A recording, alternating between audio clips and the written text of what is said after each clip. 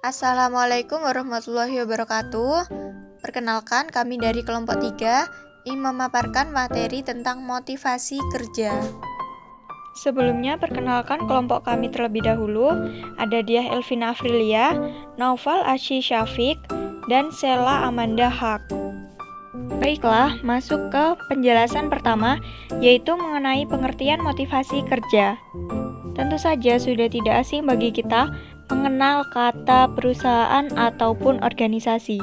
Nah, di dalam organisasi ada karyawan yang secara rajin dan semangat bekerja.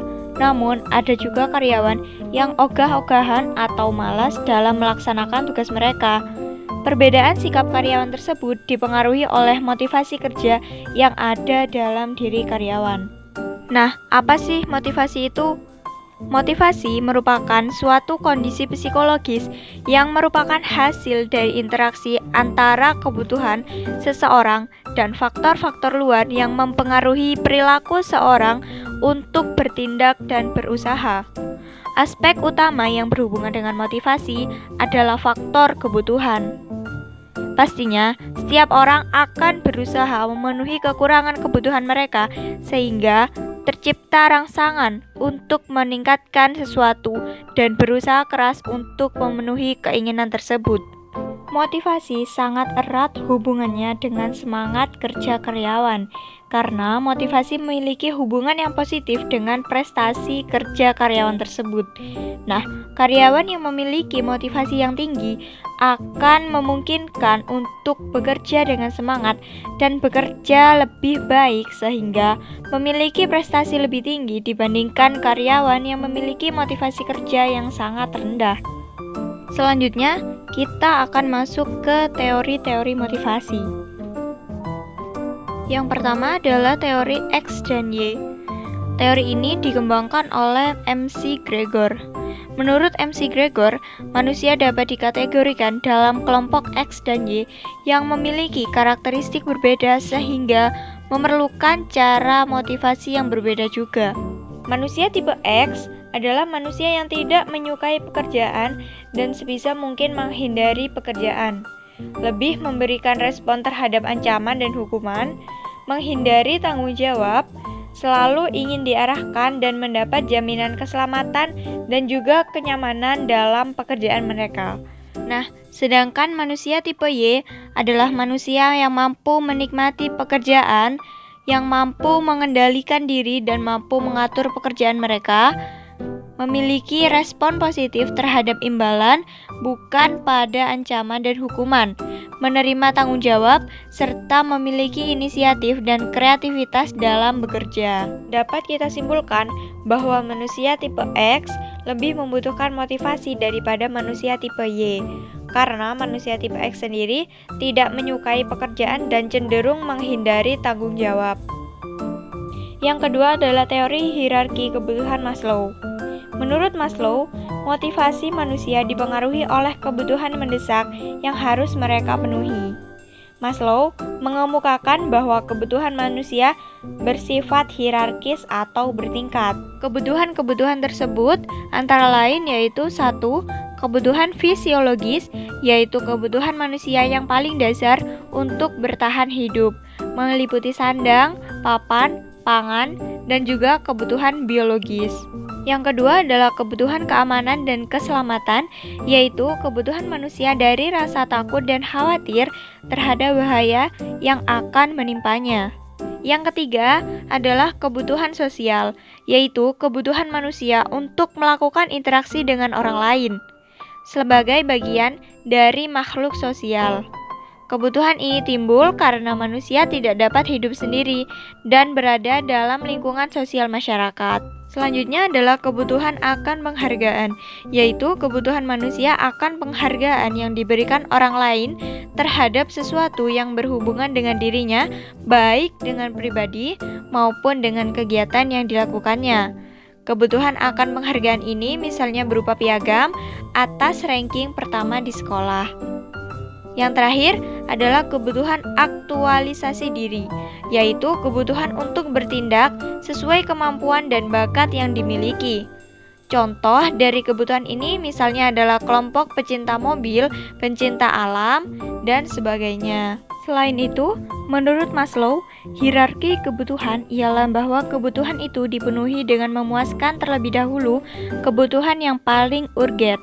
Artinya, kebutuhan manusia dimulai dari kebutuhan yang paling dasar, kemudian naik ke kebutuhan-kebutuhan berikutnya. Teori hierarki kebutuhan Alderfer atau disebut dengan teori IRG. Menurut Alderfer, kebutuhan manusia dibagi menjadi 3 kategori utama, yaitu yang pertama ada existence, yang kedua ada relatedness, yang ketiga ada growth. Existence adalah kebutuhan manusia yang berhubungan dengan kemampuan bertahan hidup manusia. Kebutuhan ini meliputi kebutuhan fisiologis, keamanan, dan keselamatan. Yang kedua ada relatedness, yaitu kebutuhan manusia sebagai bagian dari makhluk sosial yang membutuhkan interaksi dan sosialisasi dengan orang lain agar dapat diterima oleh masyarakat. Kebutuhan ini meliputi kebutuhan untuk berhubungan dan bekerja dengan orang lain. Yang ketiga ada growth, yaitu kebutuhan manusia untuk mengembangkan dirinya sebagai seorang individu yang berbeda dengan yang lainnya, sesuai dengan keinginan. Kebutuhan dalam kategori ini meliputi kebutuhan untuk dihargai dan aktualisasi diri. Oke, selanjutnya ada teori 2 faktor. Hesberg mengemukakan bahwa ada 2 faktor yang berpengaruh terhadap ketidakpuasan dan kepuasan karyawan yang akan berpengaruh terhadap motivasi kerja mereka. 2 faktor yang mempengaruhi besarnya motivasi seseorang dalam melakukan sesuatu menurut Hesberg, yaitu yang pertama ada faktor motivasional dan kedua faktor pemeliharaan. Faktor motivasional berkaitan dengan hal-hal individual yang mendorong kebutuhan untuk berprestasi. Sedangkan faktor pemeliharaan berkaitan dengan lingkungan yang turut menentukan perilaku seseorang dalam menjalani kehidupannya. Lalu ada teori penguatan dari B.F. Skinner. Menurut Skinner, perilaku manusia dikendalikan oleh konsekuensi yang mengikutinya. Jika konsekuensi tersebut menyenangkan, maka manusia akan termotivasi untuk melaksanakan dan mengulang perilaku yang sama. Namun, apabila konsekuensi yang akan diterima tidak menyenangkan, maka orang akan berusaha untuk menghindarinya. Dalam organisasi, perlu adanya penguatan positif yang berperan untuk mendorong karyawan melakukan suatu tindakan yang diharapkan organisasi. Apabila untuk menghilangkan suatu kebiasaan atau aktivitas, organisasi perlu melakukan penguatan negatif yang dapat berupa hukuman maupun ancaman, sehingga karyawan akan menghindari dan berperilaku lebih baik. Teori penetapan tujuan. Motivasi seorang akan meningkat jika seorang mampu memahami tujuan yang akan dicapai dan melihat keterkaitan tujuan tersebut dengan kepentingan pribadi karyawan. Semakin sulit tujuan akan semakin menantang dan memotivasi. Pada titik tertentu, semakin sulit tujuan menyebabkan karyawan menjadi frustasi dan menurunkan motivasi karyawan untuk bekerja. Perlu adanya penetapan tujuan yang relevan sesuai dengan kemampuan karyawan dalam melaksanakan tugas mereka. Baik, selanjutnya nomor 7 ada teori keadilan. Seseorang akan termotivasi apabila menganggap bahwa apa yang diterima dirasa telah adil dengan apa yang ia lakukan atau apa yang ia kerjakan. Perasaan adil dalam diri ini mendorong karyawan untuk termotivasi bekerja. Organisasi atau perusahaan perlu menerapkan prinsip-prinsip keadilan yang dapat diterima karyawan sehingga akan mampu memotivasi karyawan untuk bekerja. Yang kedelapan ada teori pengharapan. Teori ini menyatakan bahwa orang-orang termotivasi bekerja untuk mendapatkan imbalan yang mereka inginkan dan mereka percaya bahwa mereka mempunyai kesempatan untuk meraihnya. Contoh yang pertama adalah karyawan yang hobi berbelanja akan lebih termotivasi untuk bekerja apabila dalam sistem imbalan yang diterima mencantumkan voucher belanja dibandingkan dengan imbalan lainnya. Imbalan yang tampaknya berada di luar jangkauan mungkin tidak diinginkan, bahkan jika imbalan tersebut bernilai positif. Dalam hal ini, ia mengangkat persoalan upaya dan kinerja atau disebut dengan effort performance issues. Contoh yang kedua adalah Ani bekerja sebagai asisten manajer. Ani mengetahui bahwa manajernya telah pensiun dan perusahaan sedang mencari penggantinya. Walaupun Ani menginginkan posisi tersebut, ia tidak melamar karena ragu dirinya dapat terpilih. Ani juga tidak yakin bahwa kinerjanya mengantarkan dia untuk mendapatkan posisi tersebut. Dalam hal ini, ia mengangkat persoalan kinerja dan imbalan atau performance reward issues.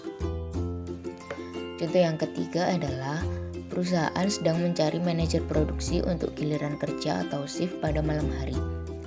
Seorang karyawan tahu bahwa ia sebenarnya dapat mengajukan diri untuk mengisi posisi tersebut. Tapi ia tidak mau mengajukan lamaran karena ia tidak mau berganti giliran kerja. Pada kasus ini, karyawan mengangkat persoalan imbalan dan sasaran pribadi atau tujuan pribadi. Disebut juga dengan reward personal issues. Oke, bab yang kedua kita akan membahas tentang pengelolaan motivasi karyawan. Perusahaan dapat menggunakan beberapa cara untuk meningkatkan motivasi karyawan dalam bekerja. Ada beberapa cara yang dapat diterapkan, yaitu yang pertama, melalui komunikasi yang efektif. Komunikasi yang efektif yang dimaksud adalah komunikasi dua arah yang saling memberikan masukan dan solusi antara manajemen dan karyawan, sama-sama menetapkan tujuan yang akan dicapai, sehingga karyawan akan memiliki motivasi untuk mengerjakan tugas mereka. Yang kedua, ada pemberdayaan karyawan. Perusahaan dapat memberdayakan karyawan dengan memberikan otonomi dan kewenangan kepada karyawan. Hal itu membuat karyawan lebih berani dan memiliki tanggung jawab lebih terhadap pekerjaan yang mereka kerjakan. Yang ketiga, ada pengelolaan pengerjaan dan variasi pekerjaan. Motivasi kali ini dilakukan dengan memberikan variasi pekerjaan ataupun keleluasaan mereka dalam mengerjakan tugasnya. Penambahan jenis pekerjaan berbeda dan menantang ini mendorong karyawan memiliki motivasi dan tantangan baru terhadap pekerjaan mereka. Karyawan dapat juga termotivasi apabila memiliki keleluasaan dan fleksibilitas dalam menentukan waktu pekerjaan mereka. Yang keempat, ada mengenalkan jiwa kewirausahaan. Pengenalan jiwa kewirausahaan ini sangat penting karena karyawan diberi ruang untuk menuangkan ide kreatif mereka bagi pengembangan diri maupun organisasi. Hal ini mendorong karyawan untuk lebih giat bekerja dan mengembangkan diri mereka sesuai dengan keinginan pribadi maupun perusahaan. Baik, sekian materi yang dapat kami sampaikan. Apabila ada kesalahan kata, kami mohon maaf yang sebesar-besarnya. Terima kasih. Wassalamualaikum warahmatullahi wabarakatuh.